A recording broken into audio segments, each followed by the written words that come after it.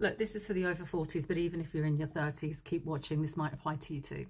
I saw this absolute twat on here talking about what men think about women once they've hit 50, and that we had passed our prime, and also his version of what is acceptable as a female in a relationship and what isn't. I'm going to share these things with you. But in the meantime, I'm wondering whether to censor twat because I don't want to come across aggressive. Fuck it, I ain't gonna bother. So when you hit your 50s, you may as well just give up because you're no good to anybody. You are past your prime and he is not interested in you. And just for the record, he is deeply unattractive, middle-aged, and at the point of making his video, he was waiting at a bus stop. Now, no shade on people waiting for buses, but my God, if you're going to throw words around like that, better be sure that you're bringing something to the table. Oh God, even if you're bringing something to the table and you're behaving like that, not interested. So say you made it past the initial stage and you were lucky enough to be chosen by this man. You were not allowed to be overweight.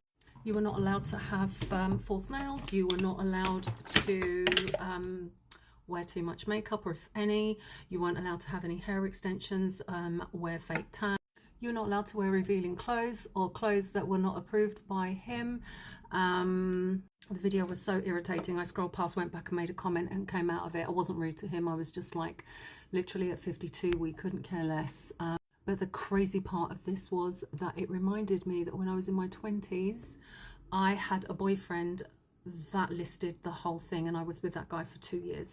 I was so madly in love with him until I wasn't, because I couldn't bear the dominance and the gaslighting and the grooming and the absolute and utter depression that followed within that relationship. Why did I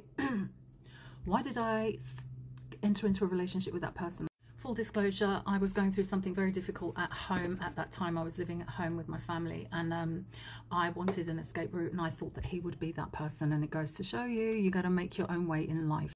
Now, back in the 90s, we weren't using words like gaslighting, ghosting, and grooming. We weren't using words like that, which absolutely, completely validate the feelings that you were having back then. Thank God for the new kids now telling us how to label things, I suppose. But it was horrendous, and I had a very difficult time for 2 years.